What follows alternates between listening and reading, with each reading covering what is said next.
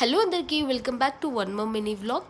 బీరకాయ శనగపప్పు curry recipe అనేది షేర్ చేస్తున్నాను. కడాయి పెట్టుకొని 2 స్పూన్స్ ఆఫ్ ఆయిల్ వేసుకొని కొద్దిగా ఆయిల్ వేడైన తర్వాత ఆవాలు జీలకర్ర వేసి ఫ్రై చేసుకోవాలి. అందులోనే కరివేపాకు వేసి 1 మినిట్ ఫ్రై అవ్వనివ్వాలండి.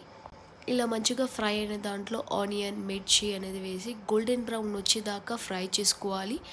అందులోనే అల్లం వెల్లుల్లి పేస్ట్ వేసి పచ్చివాసన పోయేదాకా ఫ్రై చేసి అందులోని కొద్దిగా పసుపు వేసి కట్ చేసుకున్న బీరకాయ ముక్కలను వేసి బాగా మగ్గించుకోవాలి అండి. ఇలా బీరకాయ ముక్కలు అనేది 1 మినిట్ ఫ్రై చేసుకున్న దాంట్లో నానబెట్టుకున్న శనగపప్పు వేసి బాగా మగ్గించుకోవాలి. 2 to 3 మినిట్స్లో మగ్గిపోతుందండి, ఈజీగా ఉడుకుతుంది.